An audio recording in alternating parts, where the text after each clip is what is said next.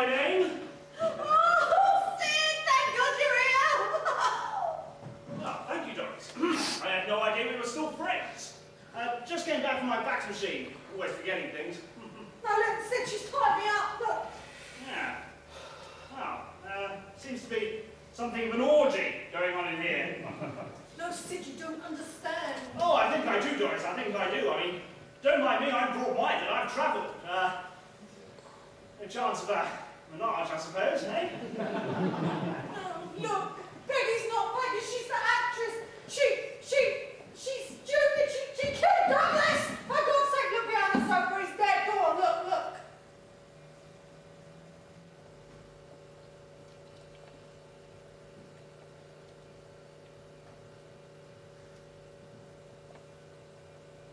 Under my bullocks. She's gone mad, Mr. Skinner. What? She killed Mr. Robertson. I had to tie her up to restrain her. Now I'm just going to the police. No, stop her, she's got a wig on, look at her snapping hair. Don't you dare touch me, Mr. Skinner. Don't you dare.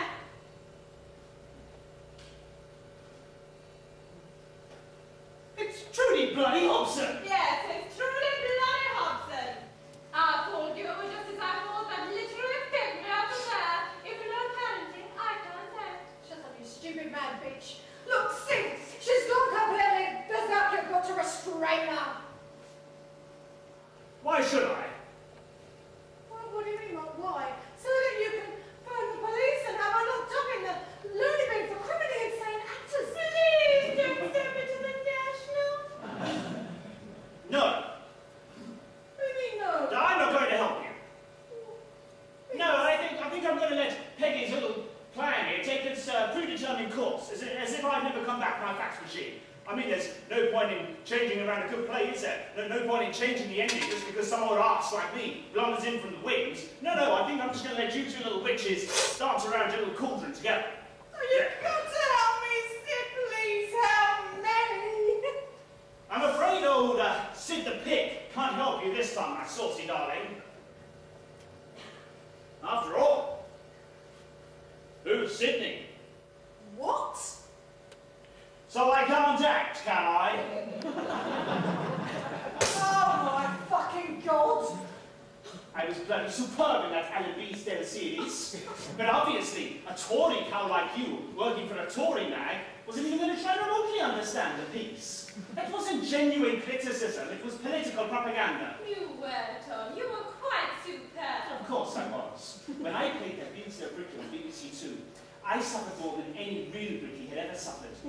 I worked harder than any real brickie had ever worked. I was every brickie. So in many ways you worked as hard and suffered as much as all the brickies in the world put together. I think it's what Alan wanted. Marvellous, Ted.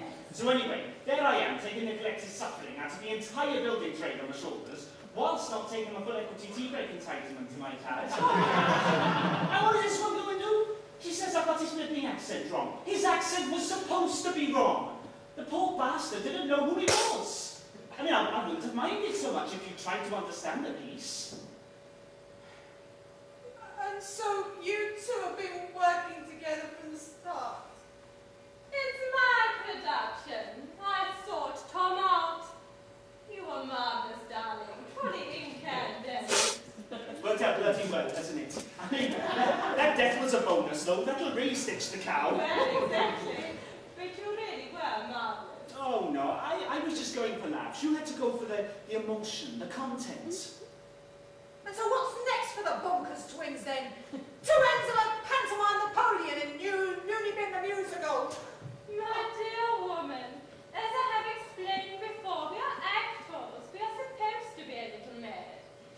And now, sadly, it is goodbye, Miss Wallace. I do hope you enjoyed our performance. No.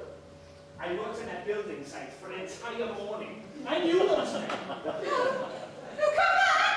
Come back! Well, darling? I suppose we must. Good.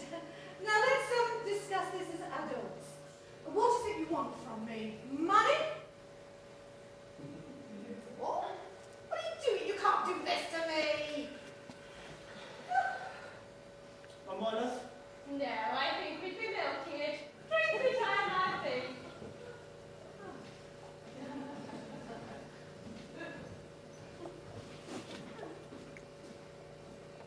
Come back!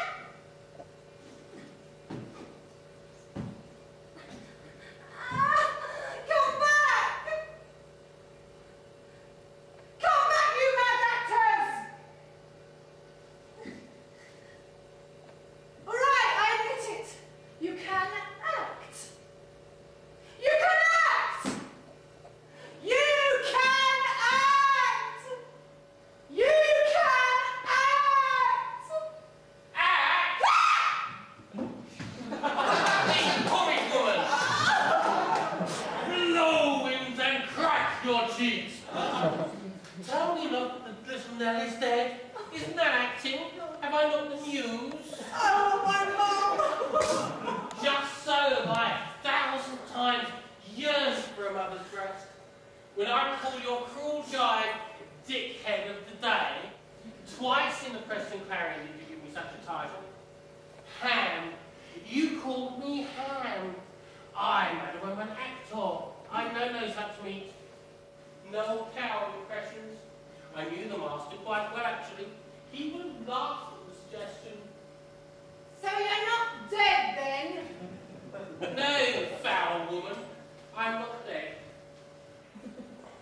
I lived to taste the sweet knowledge that you thought I was dead. Just as you thought I was your accountant. You thought both these things, foul lady, even that parrot